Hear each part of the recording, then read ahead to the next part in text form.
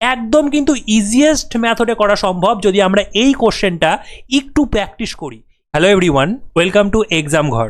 আজকে আমাদের day 8 class এবং আজকে আমরা দেখব যে কোনো সংখ্যার বর্গ কিভাবে আমরা 2 সেকেন্ডের মধ্যে বার করতে পারি। চলো তাহলে আজকের ক্লাসটা আমরা শুরু করি। তোমরা ফার্স্ট কোশ্চেন দেখতে পাচ্ছ 23-এর বর্গ নির্ণয় করতে হবে। একদম মনোযোগ সহকারে পুরো ক্লাসটি করো, তাহলে কিন্তু এই শর্ট ট্রিকটি একদম আমাদের ক্লিয়ার হয়ে যাবে। তাহলে আমরা 23-এর বর্গ করার সময় কি করব, এর আশেপাশের একটা 10-এর গুণিতক খোঁজ করো। আমরা জানি 23-এর আশেপাশে যদি আমি একটা 10-এর গুণিতক বলি তাহলে সেটা হচ্ছে 20, তাই না? এইবার 23 থেকে 20 পাওয়ার জন্য 3 বিয়োগ করতে হবে। তোমরা আর একটা কাজ করো, সেটা হচ্ছে এই 23-এর সঙ্গে আবার 3 যোগ করে দাও। তাহলে 23-এর সঙ্গে 3 যোগ করলে হয় 26, এদের মধ্যে গুণ করে নাও।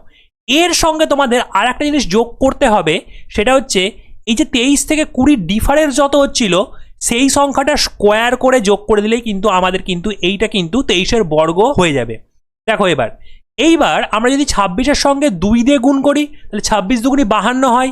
তো 52 যদি হয় তাহলে আমাদের যেহেতু এখানে একটা 0 রয়েছে, এই জায়গাটাতে একটা 0 রয়েছে, সেই জন্য আমাদের কিন্তু এটা হচ্ছে 520। তার সঙ্গে যদি আমরা এই 3-এর স্কোয়ার মানে 9 যদি যোগ করে দিই তাহলেই কিন্তু আমরা যেটা পেয়ে যাবো সেটা হচ্ছে 529, যেটা হচ্ছে 23-এর বর্গ। খুবই সহজে কিন্তু আমরা এইভাবে যে কোনো সংখ্যার বর্গ বার করতে পারবো। তোমাদের যে সংখ্যাটার বর্গ বার করতে হচ্ছে সেই সংখ্যাটার পাশে 10-এর গুণিতক দেখো কত, এবং সেইটা পাওয়ার জন্য ঠিক যত বিয়োগ করতে হয়েছিল পরবর্তীতে তত যোগ করেই তুমি পরের সংখ্যাটার সঙ্গে গুণ করে নাও। তারপরে যেটা আমাদের ডিফারেন্স হচ্ছিল তার স্কোয়ার করলেই কিন্তু আমাদের এখান থেকে কিন্তু স্কোয়ার রেডি হয়ে যায়। তোমরা কিন্তু এই ক্লাসটি একদম শেষ পর্যন্ত করো, তাহলে যে কোনো কম্পিটিটিভ এক্সামে যখন দেখবে এইরকম টাইপের একটা স্কোয়ার করতে হচ্ছে তোমাদের কিন্তু 2 সেকেন্ডের মধ্যে করে নিতে পারবে।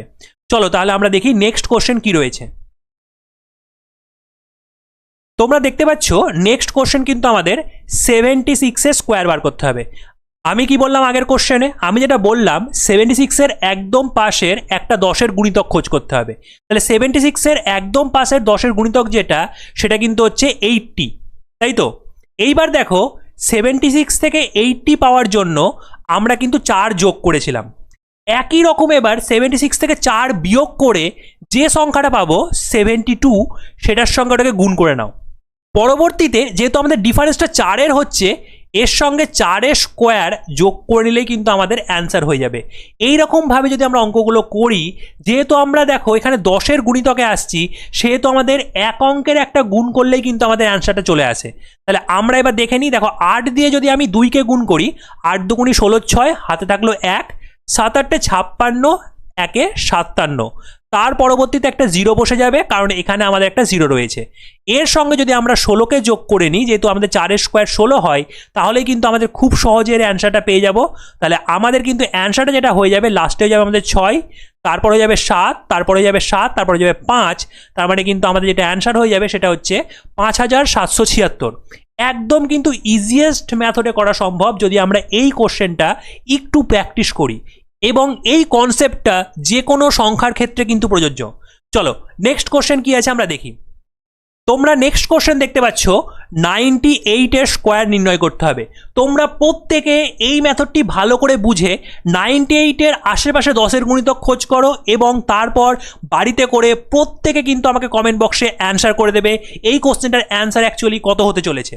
তোমরা কিন্তু যদি তোমাদের অঙ্কের বেসকে স্ট্রং করতে চাও তাহলে অবশ্যই এই চ্যানেলটিকে সাবস্ক্রাইব করে পাশের বেল আইকনটি ক্লিক করে দাও, তাহলে প্রতিটি ভিডিও আপলোড করার সঙ্গে সঙ্গে তোমাদের কাছে নোটিফিকেশন চলে যাবে।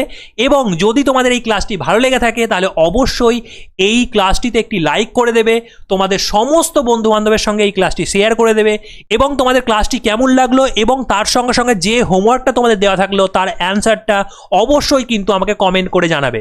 চলো তাহলে আজকের মতো আমরা এখানেই ক্লাসটা শেষ করলাম। সবাই ভালো থেকো, সুস্থ থেকো, বেস্ট অফ লাক।